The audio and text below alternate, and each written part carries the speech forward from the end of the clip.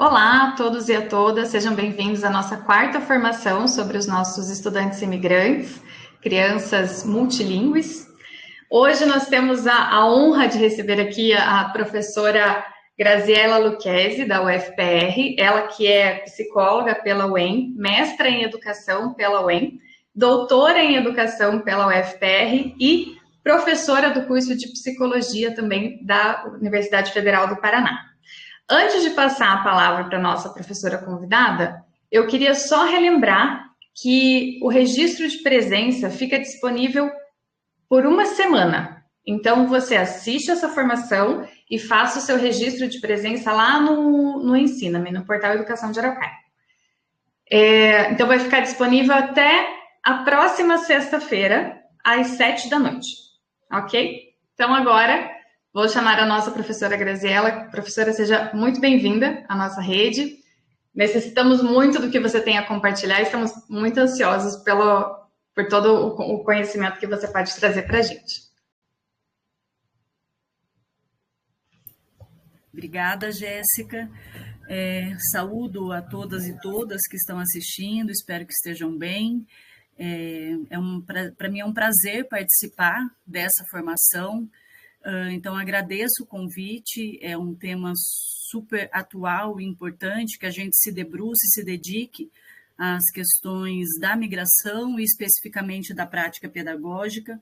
Então, agradeço ao Departamento de Ensino Fundamental da Secretaria de Educação de Araucária pelo convite, e a gente tem que estar conversando já há um tempo e hoje a gente consegue, então, conversar, discutir essa temática. Eu vou compartilhar aqui a tela. Então, nesse e no próximo encontro, nós vamos discutir, pensar, refletir sobre as potencialidades e desafios no processo de escolarização de crianças migrantes. Só para contextualizar, esse é um tema que é muito caro a nós aqui no Departamento de Psicologia. A gente tem desenvolvido, eu particularmente tenho desenvolvido essa temática, de estudos dessa temática, através de projetos de extensão e de pesquisa. E como muitas de vocês, quem está no colégio, a gente recebe a população migrante nos últimos anos e muitas vezes não sabe como lidar com essas especificidades, e foi isso também que aconteceu na universidade. Com a vinda dos haitianos, meados de 2010, 2013, foi solicitado pela Prefeitura de Curitiba um curso de línguas para o Departamento de Letras, que organizou esse curso para os haitianos, através de um programa, de um projeto, que depois se tornou um programa da universidade, mas a gente tem esse trabalho, que é o PBMIH, e em 2017, quando essas aulas já estavam sendo oferecidas, há já um bom tempo, nós organizamos uma sala para as crianças participarem, ficarem ali na universidade, enquanto os pais, e principalmente as mães, que muitas vezes não iam para a aula porque tinham que ficar com as crianças, a gente organizou essa sala para realizar atividades. Com o tempo, nós nomeamos como Pequenos do Mundo, e de 2017 a 2022 desenvolvemos um trabalho específico para crianças migrantes. E aí, nesse processo, muitas demandas chegaram até nós, que nós atendemos cerca de mais de 100 crianças ali, e muitas demandas afeitas ao processo de escolarização. Então, a partir daí, a gente desenvolveu um projeto de pesquisa e que está em andamento, de entrevista e mapeamento, entrevista com professoras e educadoras aqui do município de Curitiba, e também o mapeamento e caracterização das crianças migrantes no município, e a gente está desenvolvendo o material. Então, esse é um tema que a gente tem se debruçado há um tempo, e aí o papel da universidade reconhecer essa temática, se debruçar e voltar para a comunidade com conhecimentos, e é esse o processo que eu estou tentando também fazer aqui, para a gente discutir especificamente essas potencialidades e desafios no processo de escolarização de crianças migrantes. O que a gente vai fazer? Então, nesse encontro, Eu vou falar muito brevemente sobre essas relações entre migração e escolarização, como a migração é um marco na vida das crianças, mas não é o único, isso acho que precisa deixar bem explícito, né? Porque a migração é um fato e que marca e que atravessa a vida das crianças. Mas, além de tudo, além disso, elas são crianças, então a gente tem que entender essas especificidades para atuar da melhor forma possível. Para que a gente consiga, né, entender quais são essas especificidades, hoje a gente vai discutir de uma forma mais detalhada o desenvolvimento infantil a partir da psicologia histórico-cultural, que é uma abordagem, uma concepção da psicologia, que tem uma relação muito estreita com a educação, para a gente discutir como se dá essa formação. Porque é a partir disso que a gente pode pensar no próximo encontro, discutir no próximo encontro, as reverberações da migração no desenvolvimento infantil, nos seus aspectos culturais, sociais e linguísticos, qual é o papel da escola no desenvolvimento infantil, pensando especificamente as práticas pedagógicas voltadas à infância migrante. Então, nesse no próximo encontro, a gente vai tentar, né, discutir essas questões que são fundamentais quando a gente pensa na infância migrante. Então, uma breve contextualização. A migração perpassa a história da humanidade. Então, não é um processo específico da atualidade, mas ganha contornos muito evidentes na atualidade. Então, a gente vê um número crescente, aqui a gente tem alguns dados dos migrantes internacionais, e aqui eu estou utilizando o termo migrante porque ele é o termo mais amplo. O migrante se refere a esse deslocamento, né, entre territórios e espaços. Daí a gente deriva os imigrantes, né, que é o deslocamento para um outro país, os emigrantes, os refugiados que têm uma proteção em função de guerras ou situações que colocam em risco a vida, que vão para um outro país e pedem refúgio. Tem os migrantes forçados, que esse é particularmente o nosso objeto, né, para onde a gente está se debruçando, os estudos, que são essas migrações que, por diversos motivos, as pessoas têm que mudar de país ou dessa localização, né, do país de origem, e para um outro espaço para continuar a vida. Então, aqui eu vou utilizar o termo migração por ser mais amplo, tá? Então, a gente vê que há uma população migrante global e isso atingiu em 2020, provavelmente esse número é um pouco maior na atualidade, mais de 280 milhões de pessoas. Aqui eu vou usar também algumas obras de arte que refletem, né, que retratam a migração.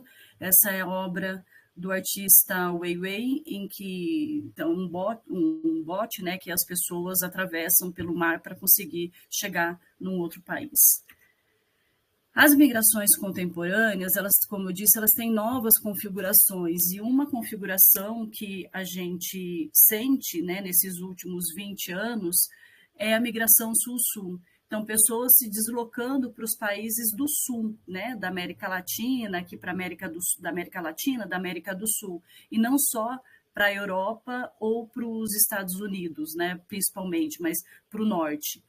E a gente também percebe uma maior vulnerabilidade em função das condições de trabalho cada vez mais precárias, as questões de moradia e de acesso a direitos. A gente vive também num contexto marcado pelo preconceito, pela xenofobia, pela invisibilidade, pelo silenciamento, e essas também são marcas que vão se constituindo a migração na atualidade, né? Com a criação de muros, de barreiras, para que os migrantes não entrem em outros países, né? Às vezes é muito difícil esse deslocamento.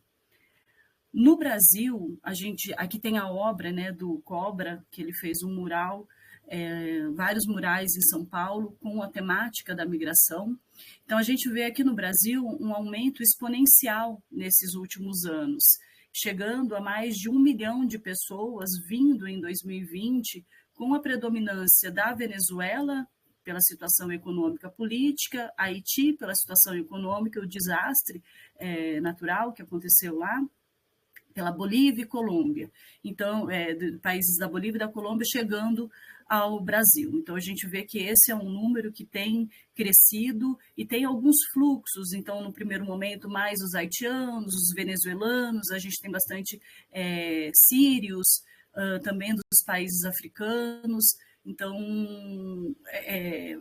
essa chegada tem fluxos momentâneos, mas alguns que permanecem, como desses países.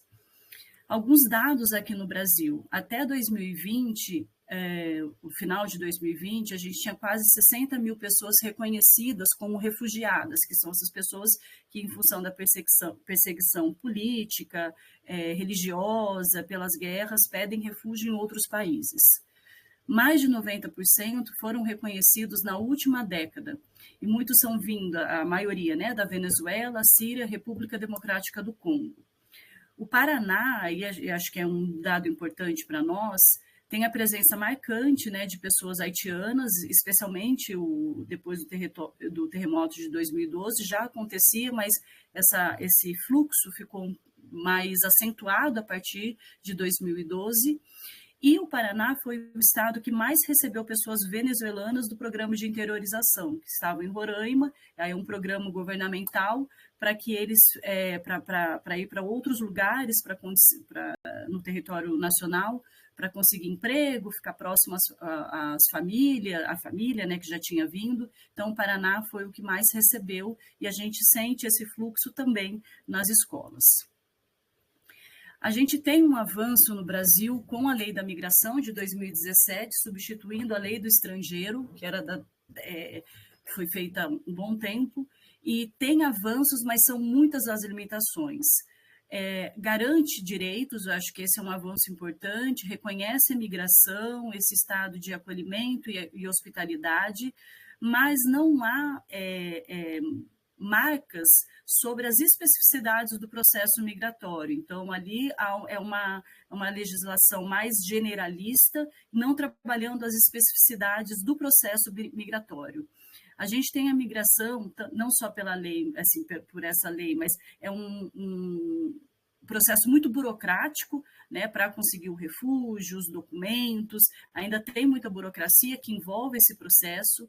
Muitos dos que migram, que vêm para o Brasil, não sabem dos seus direitos e deveres em relação à educação, à saúde, à assistência social, às questões de trabalho, e não existem, a gente tem percebido, né, que essas políticas elas são muito pulverizadas, são políticas muitas vezes inconsistentes, e a demanda acaba chegando geralmente para as organizações sociais, universidades e igrejas, para realizar essas ações ou um atendimento aos migrantes. E a escola, nesse cenário, a gente tem percebido, tanto pela pesquisa, mas pelos estudos que a gente tem desenvolvido, a escola é um ponto de referência, seja para a família e para a criança. A escola, nesse território, vai fazendo rede para o atendimento de demandas que extrapolam as questões educacionais. Então, a escola também tem essa centralidade para o atendimento dos migrantes, seja das crianças, seja das famílias. Em relação à infância, a gente tem que destacar que boa porcentagem das crianças compõe o número de migrantes, o número de refugiados ou dos migrantes. Em relação aos refugiados, 40% eram crianças em 2023. Tem crianças que fazem o processo, né, da migração sozinhas, geralmente um pouco mais velhas, mas a infância está presente, né, no processo migratório. E a gente tem que considerar as especificidades da vivência da migração na infância. Então, pelo período de desenvolvimento que está, pelas relações que faz com o mundo, de entendimento do mundo, por esse processo de aprendizagem, todo mundo aprende, né, ao longo da vida, mas a questão da língua, das questões culturais e sociais, como isso vai marcar esse processo de mudança, de transição, marca a infância, mas não só de uma forma negativa. É muito comum a gente pensar a migração como um processo extremamente difícil, e a gente não nega isso de forma alguma, mas só com essa marca negativa, sem também entender quais são as potencialidades que podem perpassar esse processo. Então, em relação à diversidade, à cultura, mas é claro que por ser um processo às vezes muito difícil, com muito sofrimento, a gente geralmente olha para essa perspectiva, mas há também potência, mas vai depender de como essas pessoas são recebidas, do acolhimento que tem, das mediações que são viabilizadas, do contato que é feito, e em função disso a gente tem que olhar muito especificamente para a infância. E como eu disse, a escola geralmente é o espaço que as crianças têm acesso, que ficam boa parte do dia. Então, a escola é central no processo de migração, né, como um direito, aqui eu estou falando do Brasil, né, como um direito garantido. Como que vai se dar essa relação? Como que vai dar ocorrer esse processo, não só de acolhimento, porque o acolhimento ele é fundamental, mas de integração da criança na escola. Okay? Então, a escola é um ambiente fundamental nesse novo lugar. E muitas vezes a escola fica entre o aqui e o acolá, né? Quem é essa criança, quem é essa família, quais são as especificidades, quais fatos, né, perpassaram a vida dessa família, dessa criança. Então, a gente tem que pensar da importância dessa instituição na vida da criança e da família. Então, de acordo com os dados dessa organização, a UBMigra, do Observatório Brasileiro de Imigração, o número de imigrantes matriculados na educação básica, em 2020, chegou a mais de 120 mil crianças. Então, vocês percebem isso na escola, a gente também, né, no nosso cotidiano aqui na universidade, o número crescente de crianças migrantes. Então, até 10 anos atrás, a gente tinha crianças vindas de outros países, mas não com essa intensidade. Então, é algo, como eu disse no começo, que a gente tem que se debruçar. Quais são as especificidades? O processo de escolarização para essas crianças, quais são as especificidades que estão presentes nesse processo? E aí a gente se pergunta, né? E agora? O que eu faço? Essa criança está chegando, essas crianças chegam, a gente tem que olhar principalmente para essa diversidade. A gente tem como grande desafio a língua, e isso é relatado, constatado, tanto para as crianças quanto para os professores e para a família também. Mas para que a gente entenda essa prática pedagógica na sua singularidade, né? Pensando o que é a prática pedagógica de forma geral, especificamente para a criança migrante, a gente tem que entender alguns marcos do desenvolvimento, o processo de desenvolvimento. Então, por isso que agora eu começo a discutir o que é o desenvolvimento, como que se dá na ontogênese, ou seja, ao longo da vida dessa criança, que eu vou tratar até o ensino fundamental, mais ou menos, ali até a atividade de estudo, para que no próximo encontro a gente discuta especificamente, à luz do desenvolvimento, a prática pedagógica, ok? Então, eu vou trabalhar com vocês alguns pressupostos sobre o desenvolvimento infantil, como eu disse, né, para subsidiar a prática pedagógica. E eu não estou falando eu não vou falar a partir do desenvolvimento com uma conceituação genérica, geral. Aqui eu vou partir de uma abordagem que é a psicologia histórico-cultural. Essa é uma concepção da psicologia elaborada por Vygotsky, Luria e Leontiev, no contexto da União Soviética. Então, tem ali os marcos desse contexto, baseado no materialismo histórico dialético, que tem como princípio, né, um dos princípios, entender como que se dá a constituição humana, a formação humana, o desenvolvimento especificamente da consciência. Então, eles desenvolvem vários estudos a esse respeito, E um deles é sobre um conteúdo, é sobre o desenvolvimento infantil, que eu vou focar aqui, ok? Então, vamos lá. Eu não vou tratar especificamente do que é a psicologia histórico-cultural, porque isso tomaria um tempo, depois eu posso passar alguns textos, mas a respeito do desenvolvimento. O que é desenvolvimento? Nós temos várias abordagens que vão falar que o desenvolvimento tem uma base inatista, ou seja, a criança nasce com aquilo, com aquelas características, habilidades, e vai precisar da maturação para desenvolver. Então, que isso está arraigado na criança, já está constituído e precisa, por meio da interação, amadurecer para que isso floresça, para que isso apareça. A gente não vai trabalhar com essa perspectiva, ok? Para nós, o desenvolvimento tem uma relação direta com o contexto social e cultural.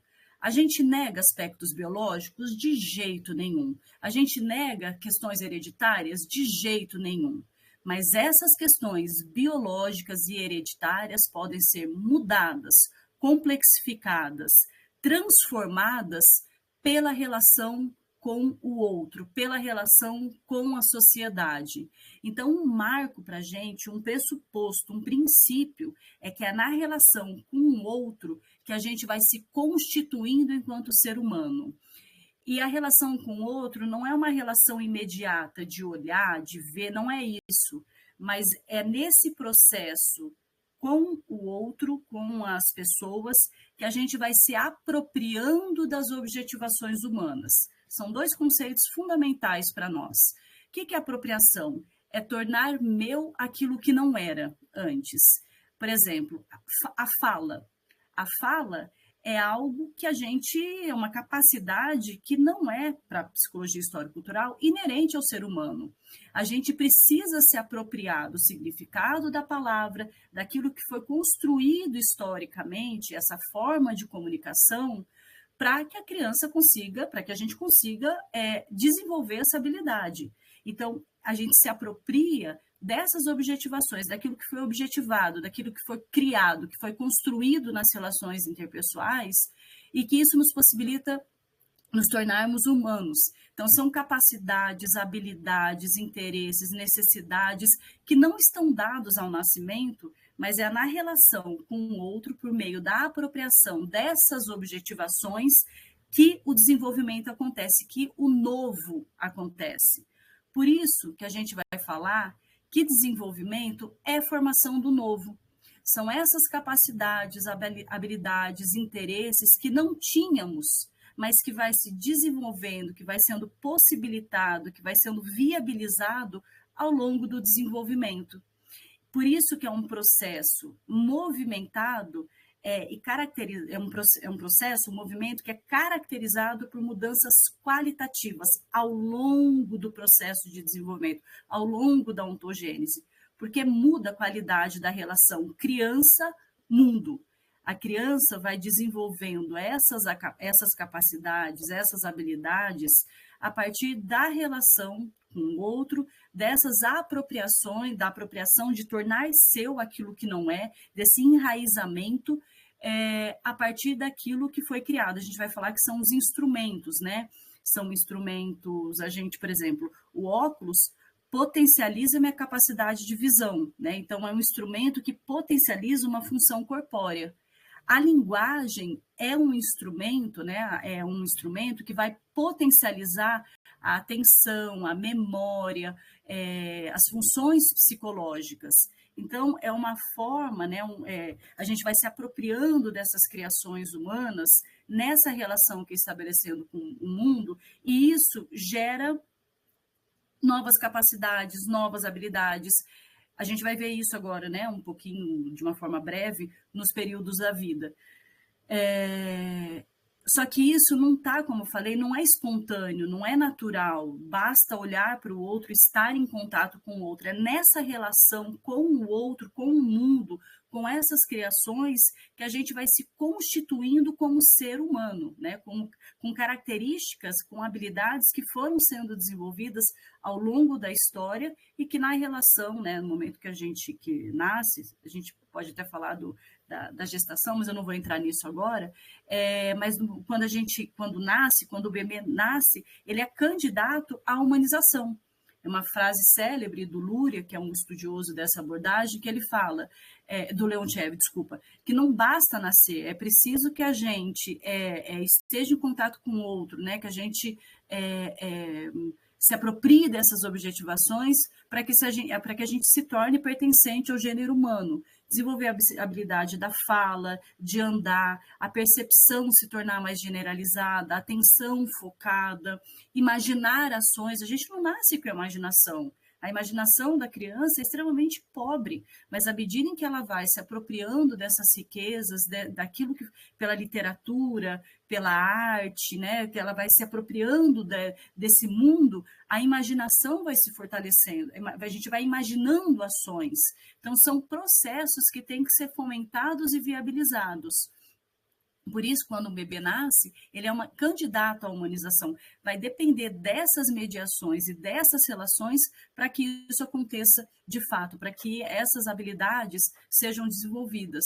Mas isso vai depender dessas condições de vida, das condições concretas de vida. A gente vive numa sociedade desigual, em que as pessoas não têm acesso, pelas condições, né, econômicas, políticas, pela estrutura dessa sociedade, não têm acesso a essas riquezas materiais e simbólicas que desenvolvemos ao longo da humanidade. Então, não é uma opção pessoal, não é uma escolha, mas são essas condições de vida que geram essas desigualdades, que vão levar a formações desiguais, a um desenvolvimento, muitas vezes, aquém daquilo que poderia ser. Okay? Então, a gente vai entender a formação humana nessa perspectiva de constituição do indivíduo a partir das condições sociais de existência. Isso não é ornamento, isso é substância, isso é substancial para que a gente entenda como que uma criança se desenvolve, por exemplo, ao longo da vida,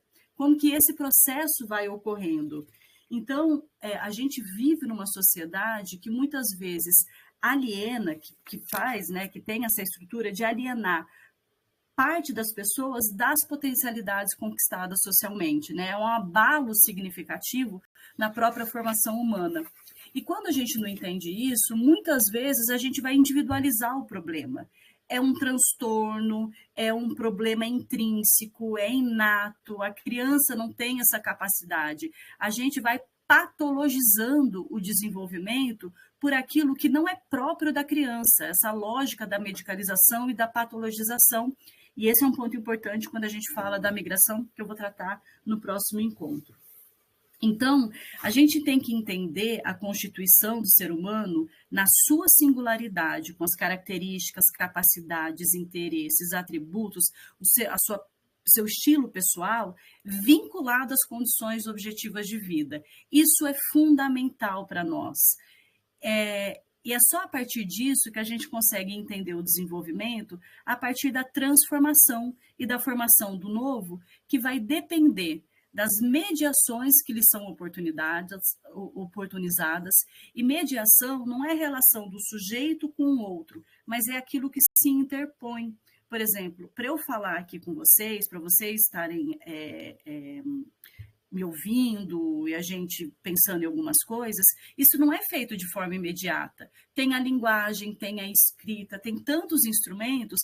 É por meio deles que a gente estabelece essas relações, mas isso é tudo criação humana, não tem nada aqui que não seja criação humana, derivado do trabalho humano, né? Dessa natureza que foi transformada, tanto a natureza objetiva, né? As criações, o copo, a garrafa, a luz, mas também essas criações que são, por exemplo, como a linguagem, a escrita. Isso é uma criação humana que vai potencializar o nosso psiquismo. Então, vai depender das mediações que são oportunizadas a esses sujeitos, a essas crianças, das oportunidades de apropriação da cultura que são garantidas ou não, porque é aquilo que a gente estava falando, né? Quais são as oportunidades e as condições para que a cultura, para que essa riqueza humana seja apropriada pelo sujeito. Não que a gente vai se apropriar de tudo, mas a partir desse, quais interesses estão sendo suscitados, quais necessidades estão sendo fomentadas. Das situações de ensino que permitam ou não ampliar, diversificar e se apropriar da realidade social. Quais são as situações de ensino que a gente tem? Aí eu estou falando especificamente da escola, que permite a criança ir além daquilo que ela é, né? Então, o desenvolvimento da criança é essa relação entre criança e sociedade. Nesse sentido, a gente fala que o meio é fundamental, mas não é o meio em si que produz, mas é essa relação que se estabelece entre criança e contexto. É um equívoco a gente pensar que o meio está dado no entorno da criança. A gente precisa se perguntar sobre a relação que a criança ou que é estabelecido com a criança nesse contexto que ela está inserida. Será que ela está tendo condições de se apropriar de conteúdos, estímulos que estão sendo oferecidos? Porque como que isso está acontecendo? Não basta perguntar o que está sendo oferecido, mas quais as condições que possui de receber essas informações. Isso está mobilizando? Isso está gerando algum sentido? Então, é disso que a gente fala, dessa relação. O que está sendo oferecido, quais são as condições para que esse novo se forme. É nesse sentido que um dos princípios da psicologia é que a aprendizagem gera desenvolvimento. À medida em que a gente aprende, aí tem algumas categorias, como zona de desenvolvimento iminente, né, aquilo que está em vias de acontecer para a criança, ela precisa desse auxílio do adulto ou de uma pessoa que já domina esse conteúdo. É nessa aprendizagem que o novo se forma. Então, por isso que a gente precisa do outro, dessas relações, para que a gente requalifique a existência da criança. E aqui eu vou falar brevemente sobre a consciência, porque a gente tem o desenvolvimento motor, o desenvolvimento cognitivo e o desenvolvimento afetivo. Tudo isso está relacionado, não é uma coisa ou outra. São facetas do desenvolvimento. Quando a gente fala da consciência, aí a gente precisa ter clareza do que é, né, um conhecimento do que é a consciência. Porque a gente... quando a gente fala da consciência, a gente está falando dessa imagem psíquica que vai se constituindo.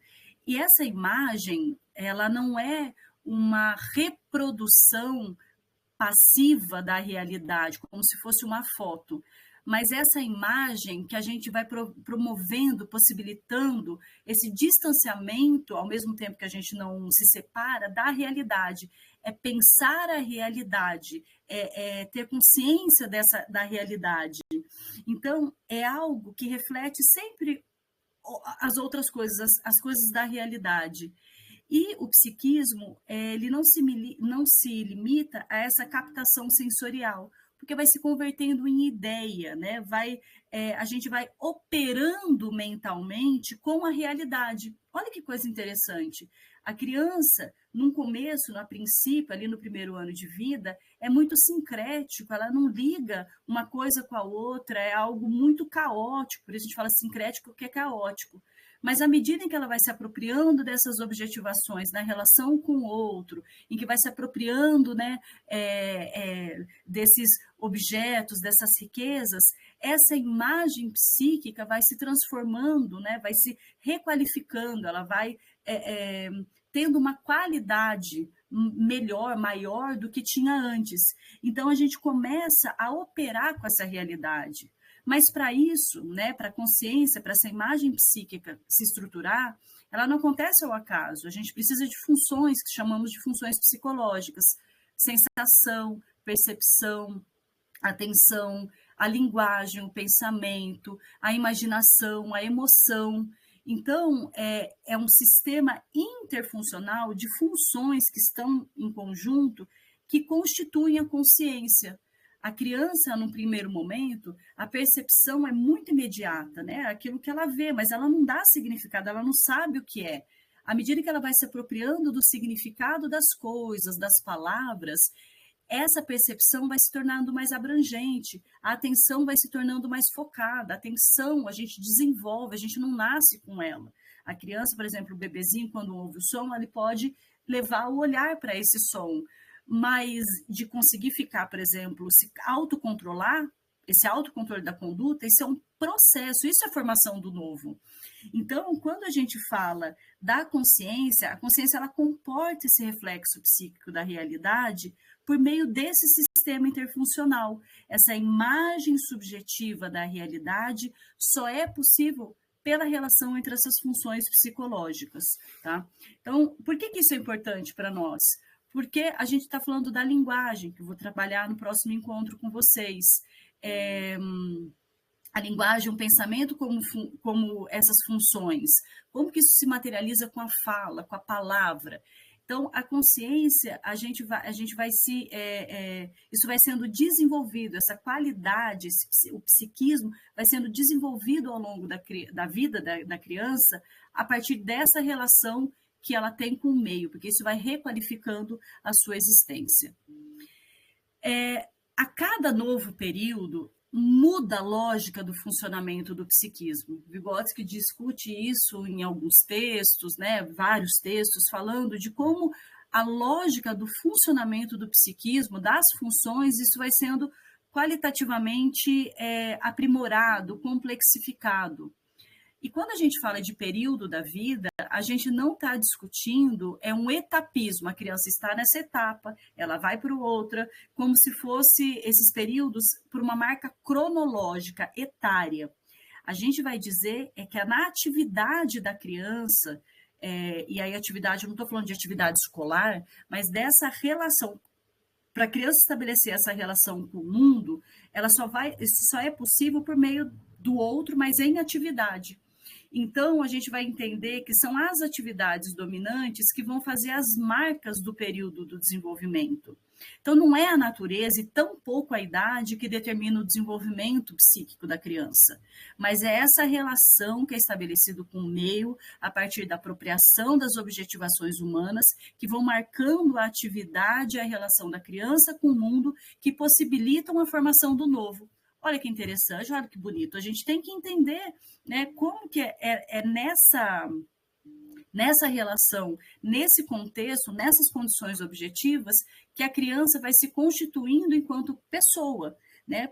Por isso que a gente vai trabalhar na psicologia histórico-cultural que a criança é um ser social. Ela nasce, ela é um ser social, que precisa como eu estou dizendo várias vezes, da mesma coisa de diferentes formas, que precisa dessa relação com o outro para se constituir enquanto pessoa, o seu estilo, com as suas características, com as suas habilidades, ok?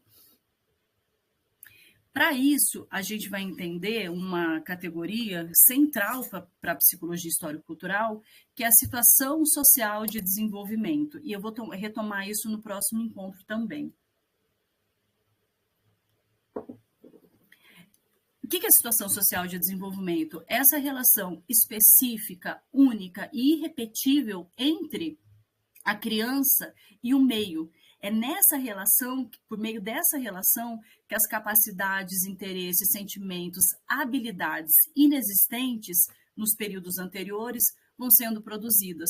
Então, como uma criança vivencia uma situação em um determinado momento, é diferente de um outro. Quando ela é, por exemplo, bebê, se ela vivenciasse essa situação quando mais velha, a forma, né, de manifestar, se expressar, manifestar os sentimentos, de se expressar, de entender, é completamente diferente. Então, a gente tem que entender, aprender que a situação, a gente vai entender o desenvolvimento a partir dessas condições de vida, nessa relação que está sendo estabelecida naquele momento. Eu já vou agora exemplificar quando a gente fala da periodização. A criança sempre está em atividade, ela não é simplesmente colocada diante do mundo dos objetos.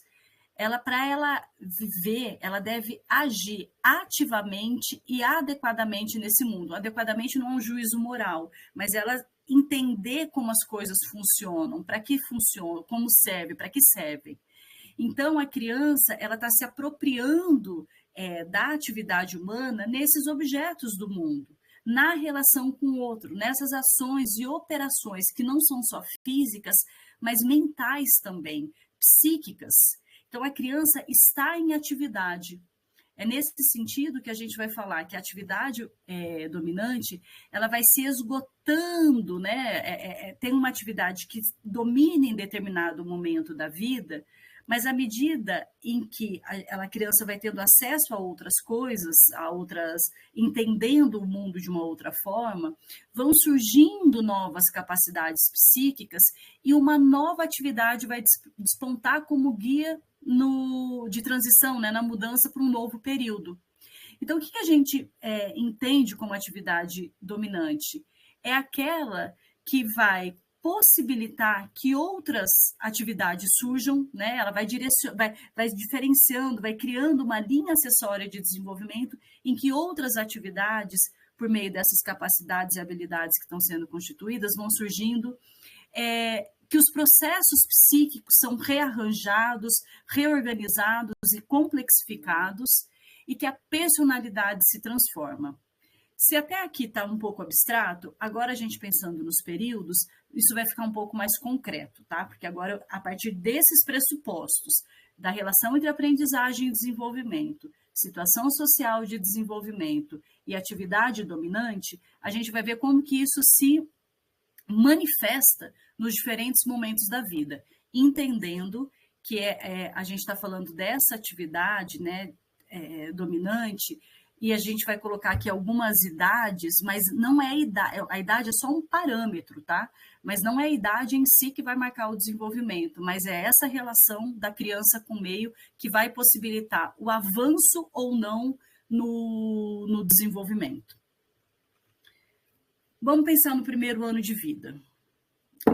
Há uma contradição, a gente vai discutir que há uma contradição central nesse primeiro, quando a criança nasce, nesse primeiro momento da vida. Por quê?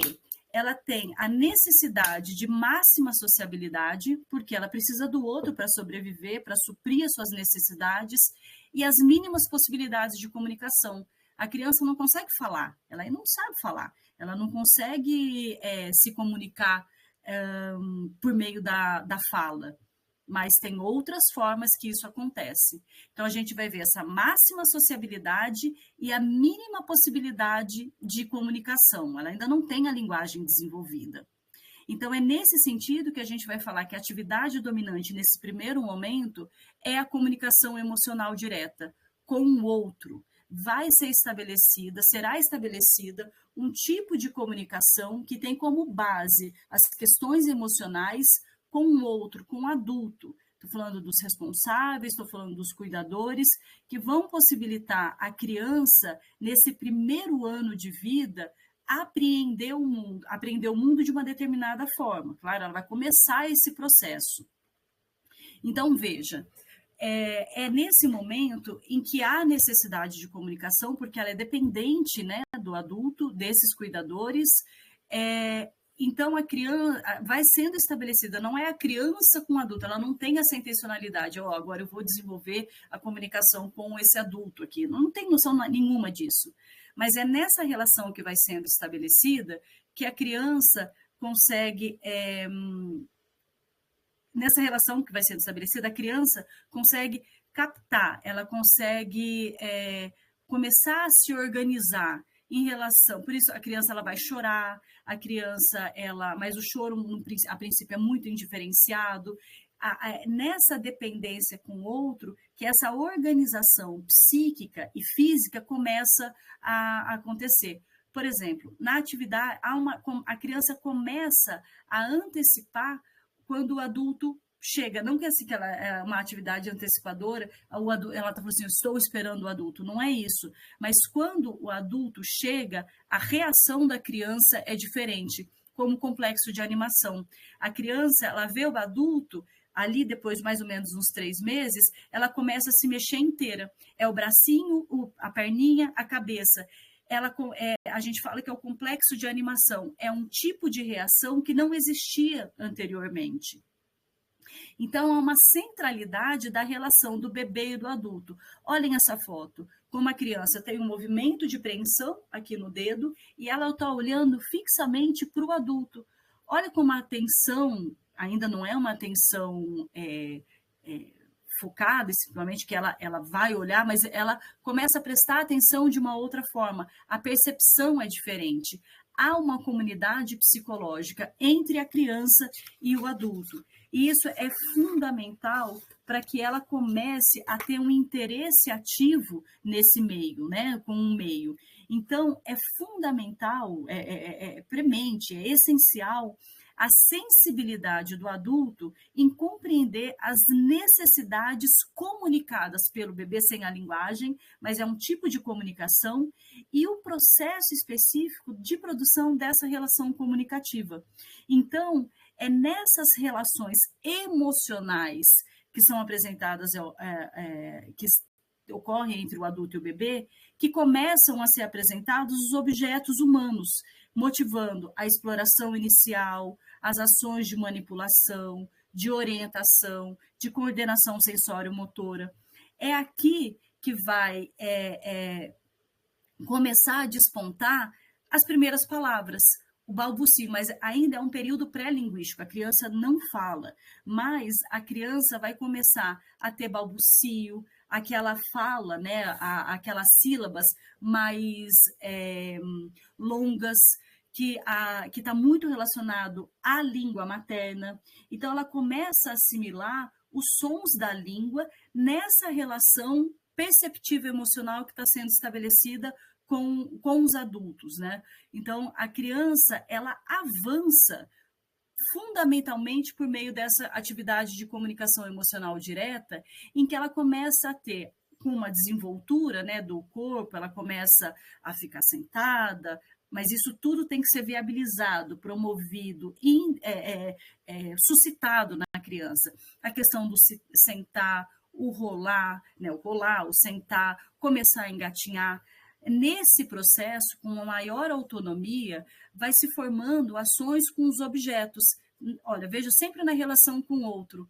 Há uma complexificação da coordenação visomotora, o movimento, né, de coordenação olho-mão, de preensão, em que as pseudos-palavras ou essas primeiras formas que vão constituir as palavras começam a ser emitidas. Aqui, no segundo semestre de vida, a gente vê uma autonomia, uma maior autonomia locomotora da criança, e isso é fundamental. A criança está com as mãos livres para começar a agir no mundo, né, de uma outra forma, seja ali com as mãos, seja rolando, o movimento, né, com a cabeça, de conseguir começar a se fixar melhor, a ter uma melhor coordenação. Então, ela começa a operar com esses objetos que são apresentados pelo adulto. Então, tem que tomar assim, um certo cuidado, né, do que vai ser apresentado, como vai ser apresentado, porque às vezes é tanta coisa que a criança não consegue selecionar. Então, o adulto tem que apresentar. E quando apresenta, vai conversar, vai dizer sobre aquilo, né? Então, isso é fundamental para o desenvolvimento da linguagem. É nessa relação com o objeto que vai despontando uma outra atividade dominante com a criança, e a comunicação com o adulto vai mudando de qualidade. É aqui que a gente fala que a atividade dominante está mudando. Olha, dessas ações que foram suscitadas, viabilizadas, fomentadas, propiciadas a partir dessas condições, a gente vai ver que vai começar a despontar a atividade objetal manipulatória, em que a criança vai operar de uma forma muito mais livre com esses objetos. Então, a gente vai vendo também que dessas funções da emoção, da sensação, a percepção, a criança vai começar a perceber o mundo de uma outra forma. E nesse sentido em que a gente vai falar da situação social de desenvolvimento, nessa relação com a criança, ela ainda depende muito da situação, daquilo que é concreto, que é perceptível, que ela vê, que ela está olhando, porque ela ainda não faz essas operações mentais de uma forma distante, independente. Então, tem a centralidade da percepção. O que é essa perceber o mundo, né? Começar a nomear esse mundo. E aqui a linguagem é fundamental. É nesse momento, ali com um ano e pouco, que geralmente a criança começa a falar as primeiras palavras. Isso é uma mudança qualitativa, uma revolução no pensamento, no desenvolvimento da criança. Porque é o momento em que a criança começa a falar e pensar ao mesmo tempo. Essas funções, elas convergem, né? Elas se juntam. Então, se num primeiro momento eram os balbucios, esses sons que eram emitidos, e esse pensamento não tinha esse significado das palavras, a criança não tinha um pensamento linguístico, agora a criança começa a falar justamente quando essas funções convergem. Então, para a criança falar mamã, nana, mamãe ou banana, essa palavra quer dizer que a criança está operando com essa face fonética, né? Com a palavra. A criança, ela fala mamã, no primeiro momento, essa palavra diz muitas coisas. Ela pode falar, eu quero a mamãe, ela quer dizer, né? Eu quero a mamãe, eu quero mamar, eu quero um afago. Claro que ela não tem consciência disso, mas o mamã pode significar muitas coisas. Por isso que a criança vai da palavra para depois para as orações, para uma frase completa, para depois as orações.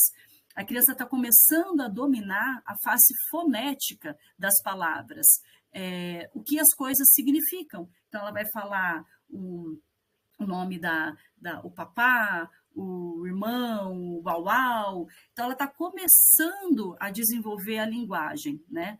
E a gente vai ver que, à medida em que isso vai se aprimorando, ela começa a se apropriar também do significado das coisas, que, a princípio, ela não tem esse domínio. E a gente vai ver como a percepção vai sendo transformada, porque é uma percepção imediata, em que a criança ela não tem domínio, né, das coisas do mundo, daquilo que ela percebe, para uma percepção mediada pela palavra, pela linguagem, até se transformar numa percepção mais generalizada, que vai possibilitando enlaces e relações das coisas do mundo. Então, ela vai começando a operar de uma forma diferente. Aqui a gente destaca a centralidade do adulto, né, nesse processo dessas ações com os objetos do mundo, e não é só com os objetos, mas com os objetos que têm significado, né, que têm uma função social. E é daqui que vai nascendo a brincadeira de faz de conta e jogos de papéis.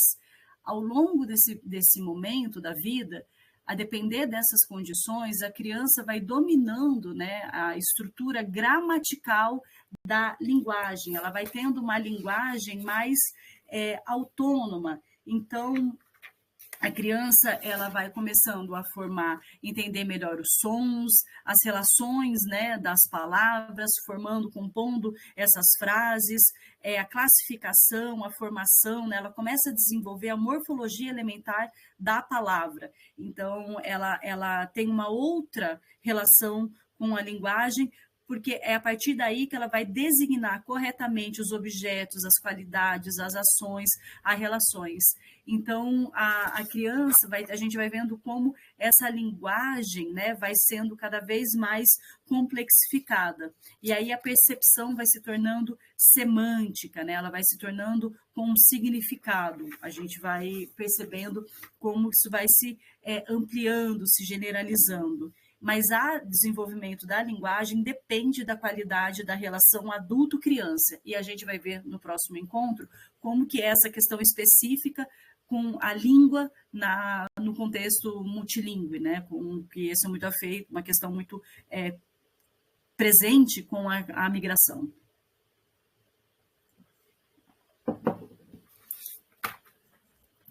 Sendo assim, a criança ela vai dominando as suas ações, a depender dessas relações, ela começa esses objetos que são muito imediatos, né, que ela opera, ela vê uma coisa, brinca, mas não vai fazendo essas relações, como ela vai desenvolvendo a capacidade do uso livre do objeto até substituir um objeto por outro, quando um cabo de vassoura se transforma num cavalo, por exemplo.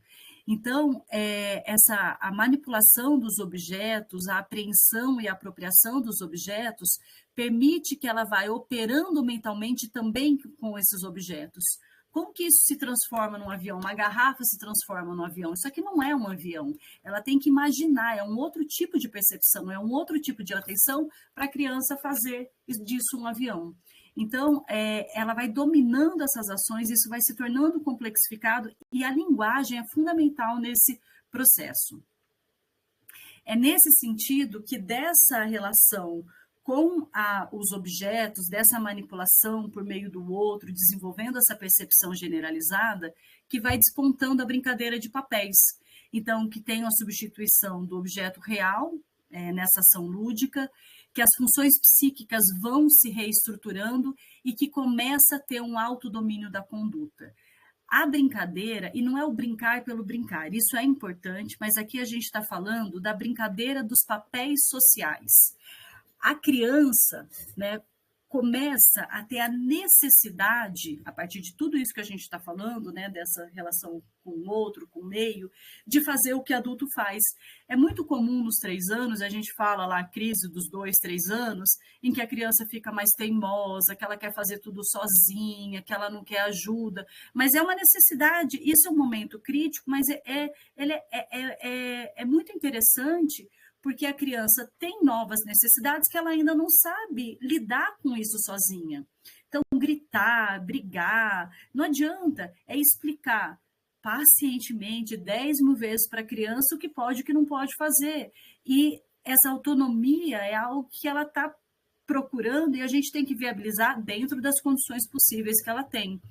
Então, é a necessidade, vai surgindo essa necessidade da criança fazer o que adulto faz, mas há limites operacionais e técnicos, ela não sabe, ela não consegue realizar, ela não consegue dirigir um caminhão, ela não consegue fazer, cuidar de um bebê, ela não consegue fazer um alimento, né, cozinhar um alimento. Então, há limites operacionais, mas, ao mesmo tempo, ela começa a brincar daquilo que faz parte da vida adulta. É uma espécie de mergulho na realidade do adulto, porque ela tem essa necessidade. E como que ela vai solucionar isso? Como que a gente soluciona? A partir da brincadeira, que demanda a criação de uma situação imaginária, que demanda o descentramento. Ela tem que, para brincar, ela está brincando com o outro, ela tem que se colocar num outro papel. Ela, como mãe, ela não pode ter o mesmo papel que a filha. Então, isso exige o descentramento, exige uma forma de comunicação, uma forma de linguagem, exige memória. Qual que é a diferença entre brincar de um motorista de um médico, né? Qual que é a diferença? Então, tem que ter essa memória, tem que ter esse processo de atenção. Por isso que a gente fala que a criança vai controlando, começa a ter o autocontrole da conduta. Mas isso tem que ser possibilitado, né, também. Porque é nessa relação criança-adulto-social que vai desenvolvendo o sentido dessas atividades que são humanas. Então, a brincadeira não é algo... É algo que acontece, óbvio, no cotidiano da criança, mas muitas vezes ela precisa ser organizada, pensada, porque ela tem uma estrutura e um conteúdo. Ela tem um papel, a criança assume um papel nessas brincadeiras, mas esse papel é por meio da ludicidade, são ações lúdicas, por isso os brinquedos, né, esses objetos vão ganhando uma outra tonalidade, um outro sentido, vão sendo estabelecidas outras relações entre as crianças, com regras, com a imaginação, né, com essa forma de comunicação, nesse emprego de uma outra forma, como eu disse, com os objetos. E esse conteúdo, por isso que a gente fala que a escola é um momento importante para a criança brincar, mas não só o brincar livre, mas que a gente consiga reproduzir e ensinar também a criança a brincar com aquilo que é específico da escola, com o enredo. Por exemplo, as crianças aqui brincando de restaurante, o que o garçom tem que falar, o que o cliente, o cozinheiro, como que eles têm que se portar. com esses meios representativos, aqui com a encenação, né, de uma reprodução de um restaurante, quais são os argumentos?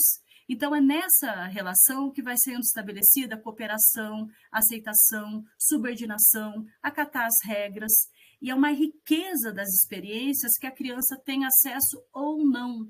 Como que a gente possibilita a criança estar nesse mundo adulto, mas com uma forma condizente que ela consiga entender e atuar.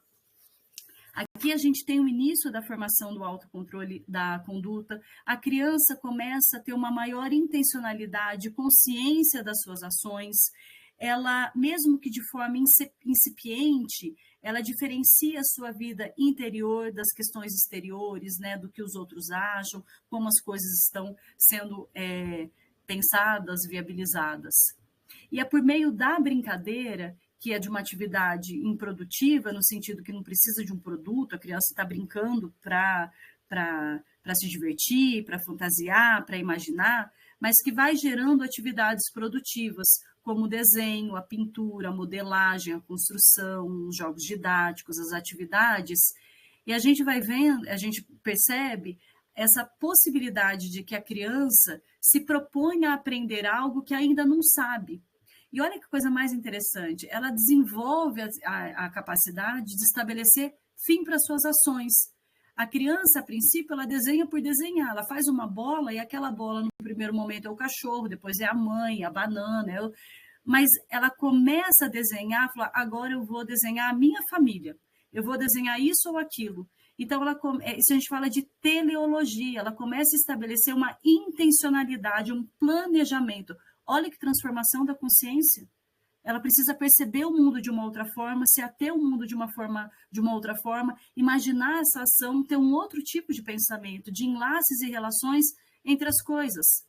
E é nesse contexto que a atividade de estudo pode despontar, vinculada à brincadeira, como uma atividade dominante.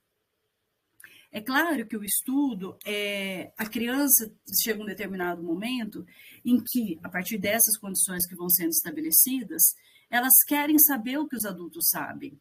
Por que não funciona dessa forma? Por que o dedo enruga, que nem a música, né? Por que o dedo enruga quando a gente fica muito tempo na água, com a mão na água? Então, as crianças, elas querem saber, tem outras necessidades que foram sendo criadas que possibilitam a curiosidade. A criança, ela tem a curiosidade para aprender as coisas. Então, e a gente, nesse momento, há a entrada na escola, ali no ensino fundamental. Essa mudança de lugar, e não é só do espaço físico, mas é das ações que são propiciadas às crianças, que são demandadas às crianças, que faz com que ela mude de seu lugar social, aprofunda as mudanças internas. A gente vai ver aqui, nesse momento, né, da idade escolar, a formação das bases do pensamento teórico, a criança pensar sobre o seu pensamento. Isso é uma complexificação, uma inovação, uma transformação, uma revolução. A criança começar a pensar sobre o seu pensamento, ela começar a ligar as coisas, não mais por aquilo que ela percebe, mas operar mentalmente com as coisas do mundo. Então, ela tem uma outra autonomia, mas isso tem que ser viabilizado, suscitado, movimentado na criança. Não basta estar na escola. Isso não é suficiente. Mas quais as condições que são oferecidas para que o pensamento teórico e para que essas transformações internas aconteçam? Então, é nesse sentido que a gente vai formando esses motivos para o estudo. É formar uma postura de estudante, daquela criança na educação infantil que tinha toda uma dinâmica, uma sistematização com as carteiras, com os materiais, na relação com o outro. Isso muda no primeiro ano, né? A criança está preparada para isso? Ela foi preparada para isso? Né? Essa transição é super importante. Esses interesses que vão sendo viabilizados, a curiosidade é uma força da necessidade cognoscitiva da criança de aprender o mundo. Aqui tem a citação da música lá que a Paula Toller canta, do Gabriel. Ela faz, mas quem que é Jesus Cristo? Quem são meus primos? A criança vai fazendo perguntas. E como que a gente viabiliza essas respostas? Quais são as condições oferecidas? Então, é na atividade de estudo que a criança vai se apropriando desses conceitos teóricos que podem ter na educação infantil, mas o conteúdo pode ser o mesmo, mas a forma vai mudar de ensinar em função do destinatário. Essa criança que não é a mesma da educação infantil. E a gente tem que ir adequando isso, não é só a criança que transforma. A gente tem que se transformar, a gente tem que mudar a nossa forma de lidar com essa criança. Então, é aqui que a gente vai ter a apropriação mais sólida desses conceitos teóricos, quais são as situações viabilizadas e a centralidade do professor, também ali da educadora, né, da educação infantil, para que esse processo aconteça. Então, ao longo desse momento, desse período, a gente vai tem que viabilizar essa compreensão das tarefas de estudo pela criança, como que essas ações de estudo são realizadas, como que a criança consegue controlar e avaliar por meio do outro esse processo. A criança vai se tornando sujeito da sua atividade, né, da realização das tarefas, das ações, mas e aí aqui é fundamental o acesso aos conceitos científicos, as crianças conseguirem operar com aquilo que ela tem na materialidade, na vida, de uma outra forma. A criança conhece os números, mas quando ela começa a fazer as adição, subtração, depois multiplicação, divisão, isso é conceito científico. Vai possibilitar outras conexões internas dos fenômenos do mundo para que ela tenha um conhecimento mais aprofundado. Né? Quando a criança começa a estudar ali os seres bióticos e abióticos, isso pode estar na educação infantil, mas ela vai estudar isso de uma outra forma, né, com um nível de complexificação maior no ensino fundamental. A questão da gramática, né, essa consciência desses conhecimentos, né, que são prévios, mas a gente vai problematizar e instigar esse conhecimento. Mas, só voltando um pouquinho, a gente tem que ver que muitas vezes a gente tem que pensar nessa estrutura desigual que a gente vive, com a escola, muitas vezes, com os conhecimentos científicos, estéticos e filosóficos tão ensinados de forma tão pragmática, e não estou falando do professor, mas esse sistema que a gente tem, muitas vezes a organização do ensino não viabiliza que a atividade de estudo se constitua. Então, não basta estar na escola, mas quais são as condições de estudo e de ensino, né? Quais são as condições de vida, né, dessa sociedade na escola para que a atividade, o pensamento teórico seja viabilizado e suscitado. Tudo isso eu estou falando porque no próximo encontro, a gente, à luz do desenvolvimento infantil, como que a gente vai pensar nesses diferentes momentos da vida, esses aspectos culturais, sociais e linguísticos que perpassam a vida da criança migrante e a prática pedagógica. A gente fala do acolhimento, a gente fala da sensibilidade, mas quais são as condições que a gente tem para lidar com esses aspectos e para trabalhar a diversidade, que é um ponto fundamental.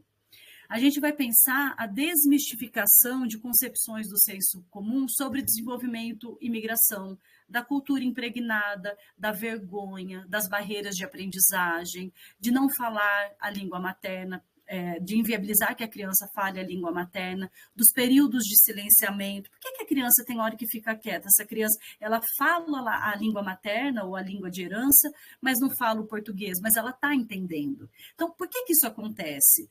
E eu vou trabalhar fortemente com a essencialidade, a importância da prática pedagógica para o trabalho com as crianças migrantes.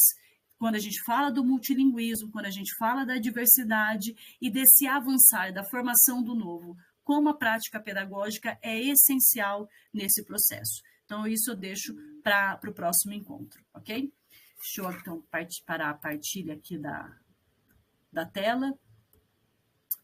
E é isso. Eu peço desculpa por ter passado um pouco do tempo, mas eu queria trabalhar esses conteúdos, mesmo que de forma rápida, para que a gente consiga avançar no próximo encontro. Mas eu fico à disposição para discutir isso de forma mais tranquila, calma, né? Porque é um assunto muito complexo, mas eu queria ter só esses princípios, essas noções, para que a gente consiga discutir no próximo encontro as especificidades da prática pedagógica e imigração em infância. Obrigada. Perfeito, professora. Muito obrigada por toda essa explanação excelente. A gente compreende, sim, você vai continuar no próximo encontro, né? Continuaremos, já saímos desse encontro ansiosas para o próximo. Ansiosas e ansiosos, né?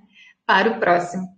Então, pessoal, fica aqui o convite para quem terminou de assistir essa formação. A nossa próxima formação será no mês de outubro. Nossa quinta e última formação sobre crianças e estudantes imigrantes aqui no município de Araucária.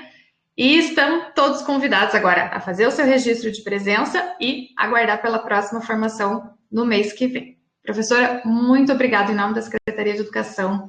Ficamos muito felizes com a sua participação. Com certeza o encontro de hoje foi muito enriquecedor. E acho que eu esqueci de comentar contigo que aqui no município de Araucária nós seguimos a pedagogia histórico-crítica. Então, tudo que foi explanado agora nessa formação vem de encontro ao que a gente já estuda nas nossas formações. E excelente poder trazer isso e pensar isso para o trabalho com os imigrantes, né? E crianças multilingües. Então, muito obrigada. Tchau, tchau, gente. Até o próximo encontro. Tchau, professora. Tchau.